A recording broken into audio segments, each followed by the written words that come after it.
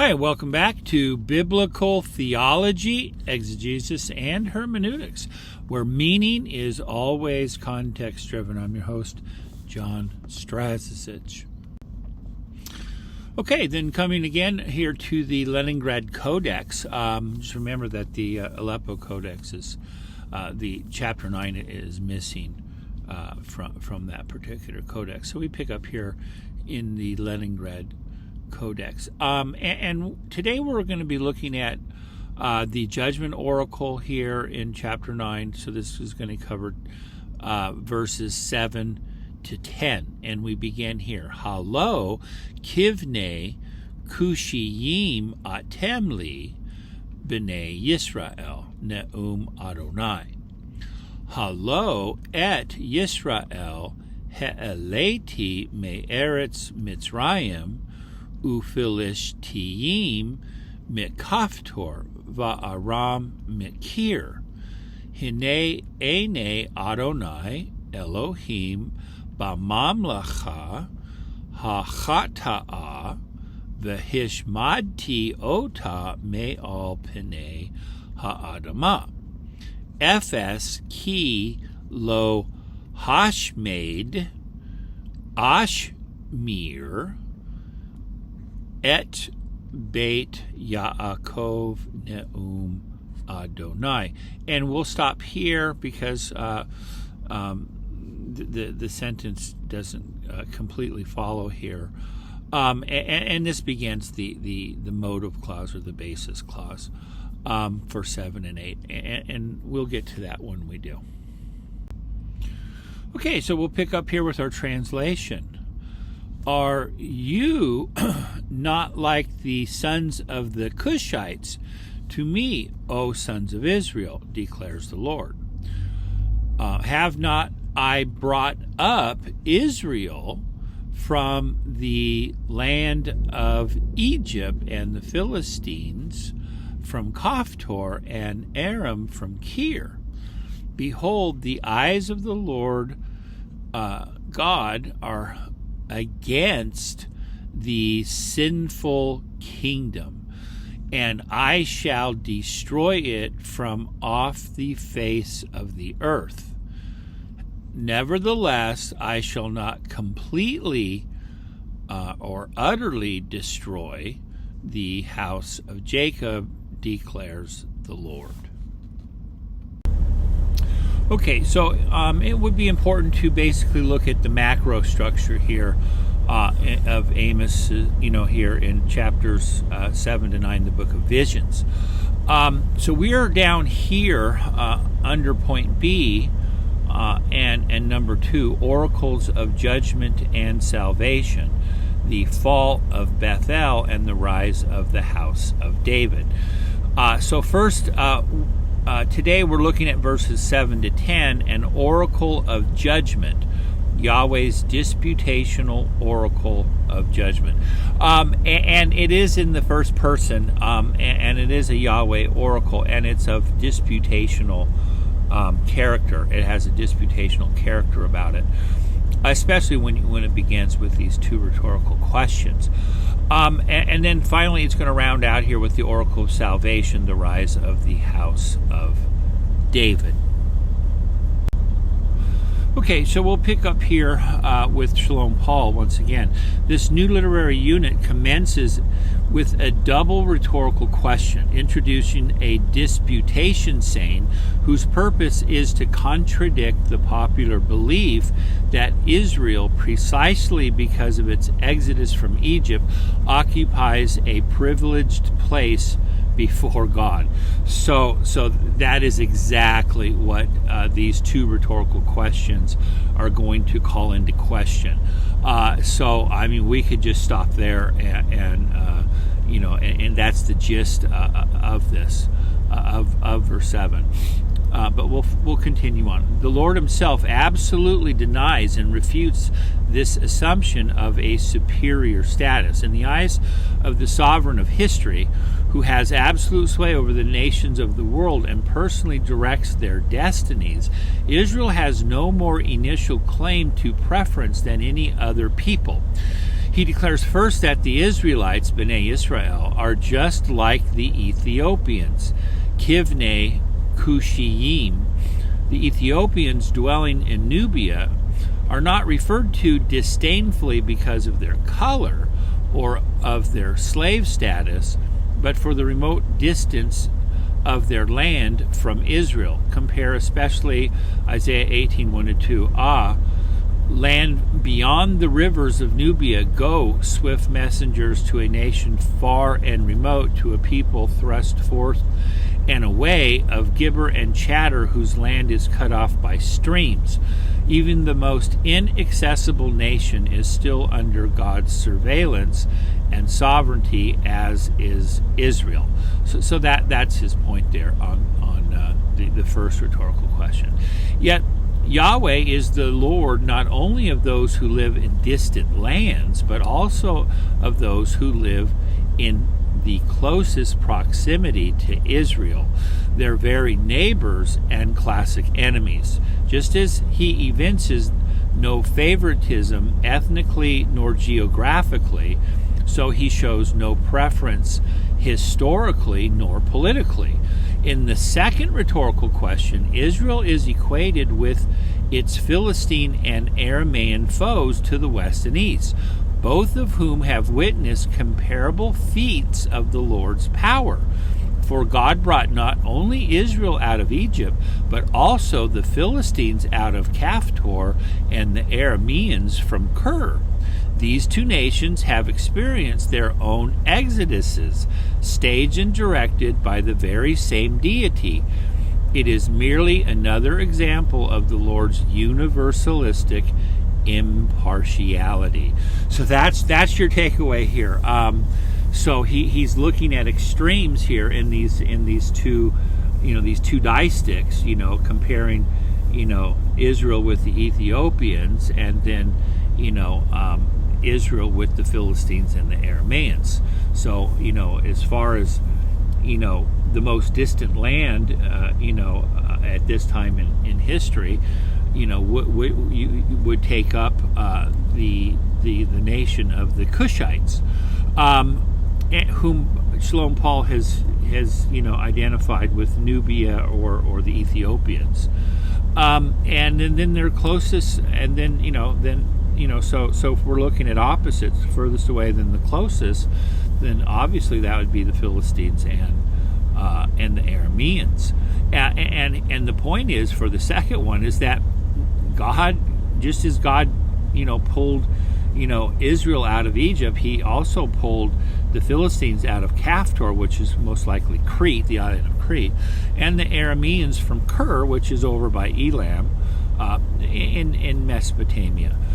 So God is what God has done for Israel is not unique. He's done this for many other peoples, and so just as he said, it's merely another example of the Lord's universalistic impartiality.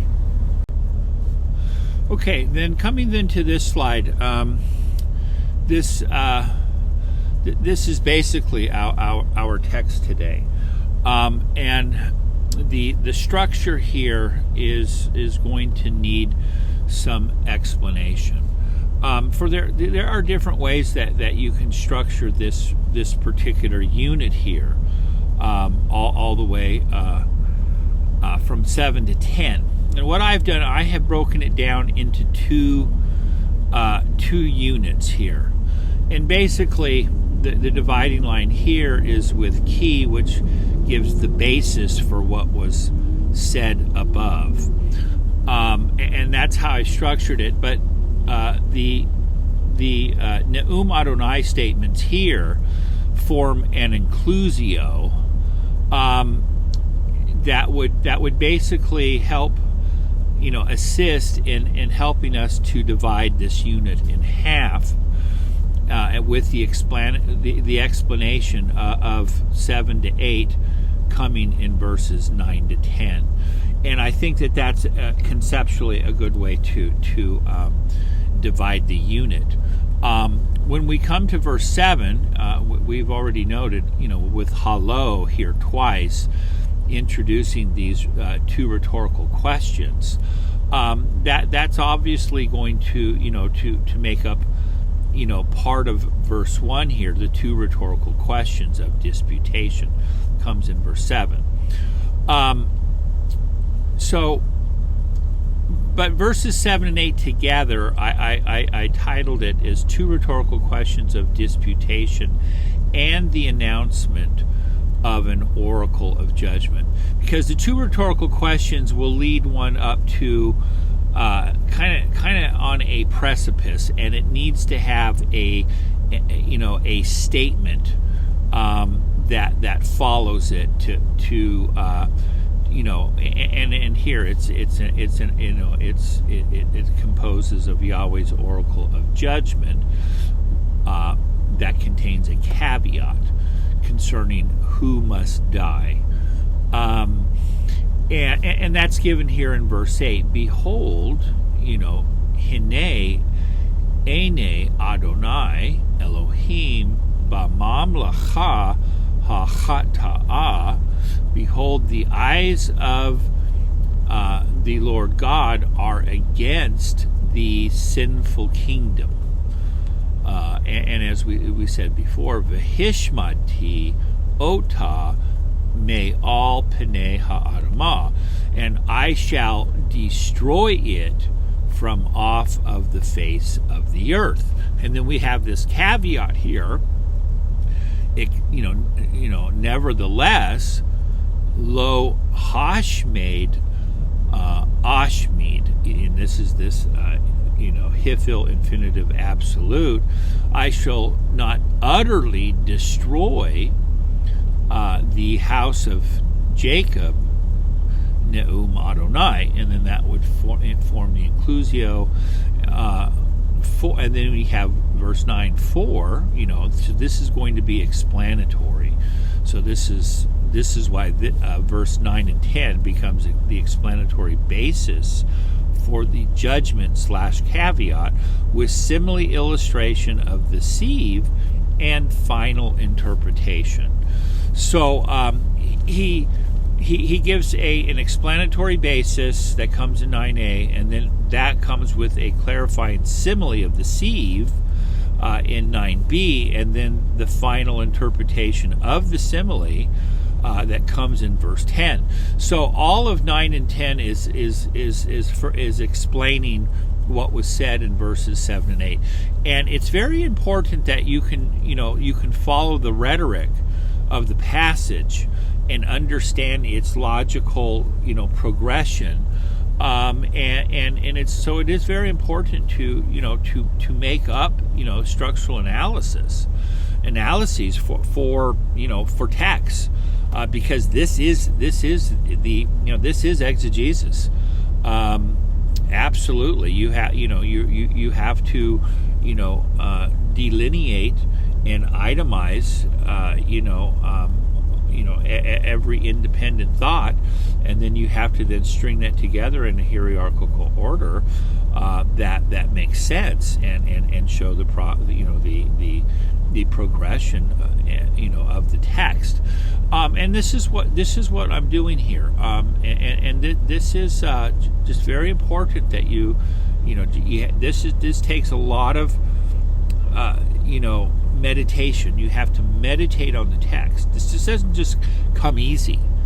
So you have to just think, and meditate on the text, and basically chew it on the cud. Just sit there and go over it and over and over it, and then as you begin to then look at it, it'll then, you'll be able then to find, its individual parts. Okay, so then that was somewhat of an explanation of the structure of the passage.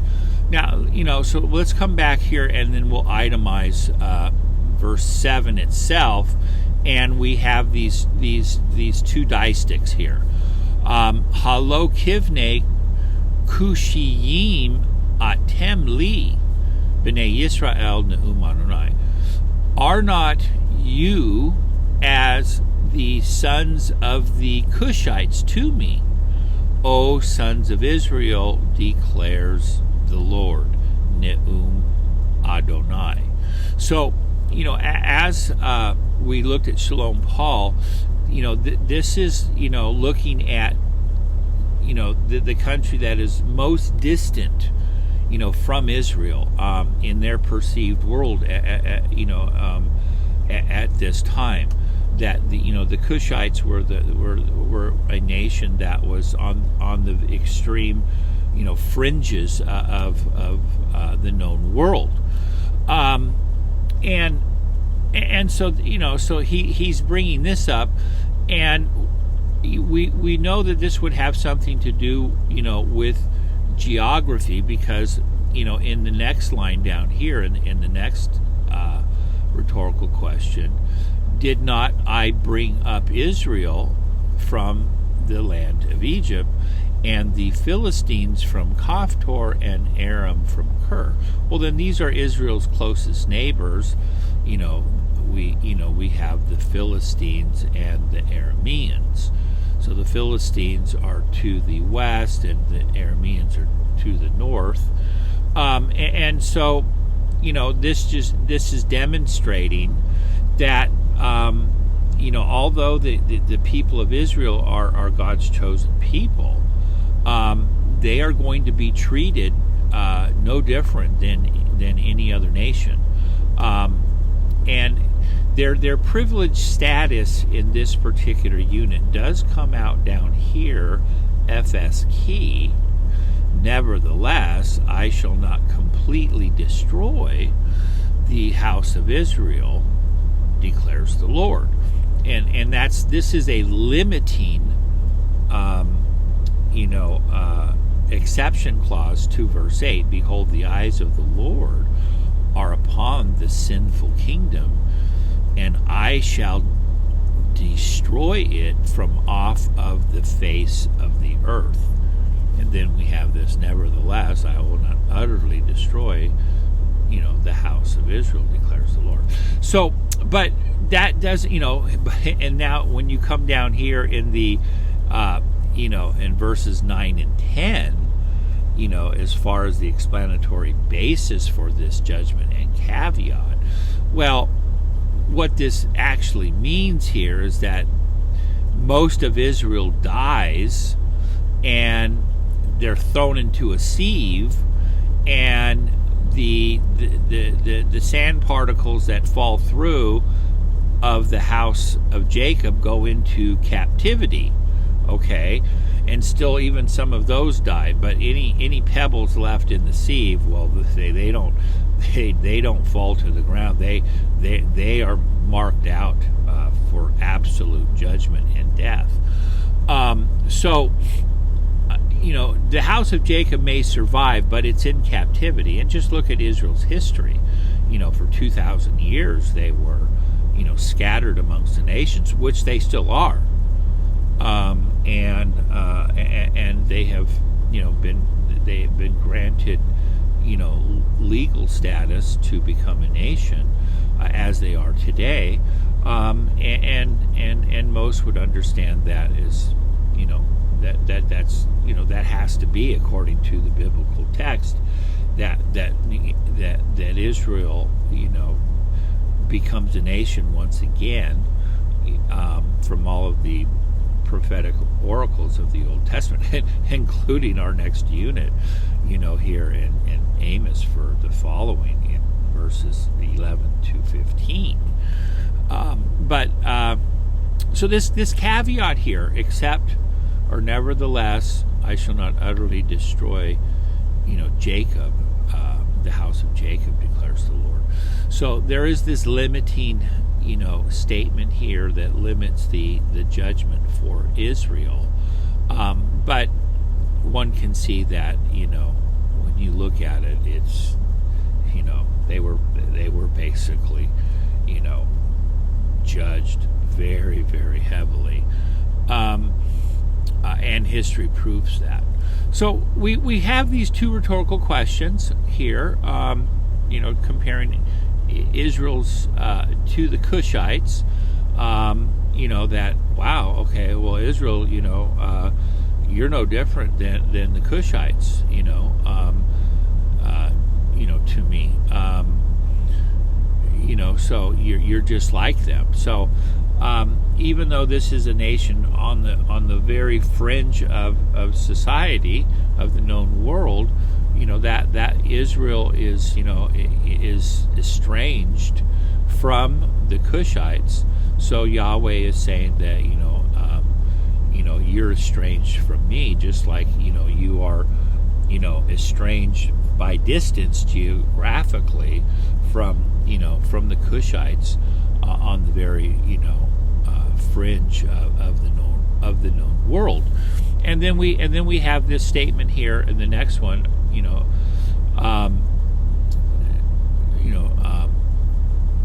that the next rhetorical question, did I not bring up Israel from the land of Egypt, and the Philistines from Kaphtor, and Aram from Kir?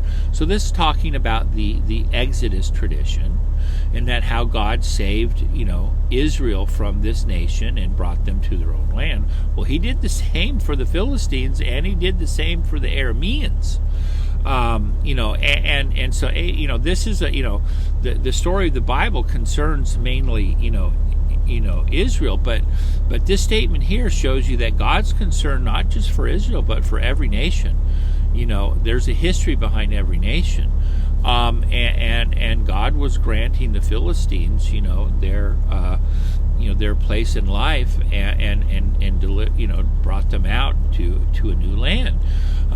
And remember that God said through the Apostle Paul in Acts 17 on his Mars Hill his preaching there, that he said that God has determined the time and places of every nation, so that they may seek after God. So that's the purpose of the placement and the times of nations, is so that they would happily reach out after God. So God has placed people in time and in boundaries, so that they may seek Him in order for them to be saved. And so Israel takes center stage on this, obviously with them being singled out as God's own possession. But to whom much is given, much is required, and that's basically what this text here is saying. But they were, as Shalom Paul said, a lot of people when they think of the doctrine of election, or this chosenness of themselves, they think that they're, they cannot be touched with judgment. And that's exactly what verse 10 says. It says this, it says, all of the sinners of my people shall die by the sword. Those who say evil shall not approach nor come before us. I mean, there you go. This attitude that they're not going to be judged, and that they have an exemption from judgment. And these are the people singled out, the people who say these things, and so I don't want to necessarily get into, doctrines of salvation, but you could read between the lines here. Now, verse 9 is very important, key, for, so this is going to be the explanatory basis for the judgment / caveat. So verse 9 is going to explain verse 8. The eyes of the Lord are upon the sinful kingdom, and I will destroy it from the face of the land. Okay, albeit or nevertheless, I shall not utterly destroy the house of Jacob, declares the Lord. For, behold, I am commanding, and I am shaking out the house of Israel amongst all nations. So you can see how I made a tristic out of this, because the object of the verb nua here in the Hiphil form is the house of Israel here, and it's separated here. So I will shake amongst all nations. What? Well, the house of Israel. So that's why I made this nice tristic here, as well as this tristic here as well. You just kind of get a feel for it after you start reading enough text. You can see where the emphasis here, where we can divide the text up into its constituent parts. So now we have this simile, just as one shakes in a sieve. Okay, so just as one shakes out in a sieve, and no pebble shall fall to the ground.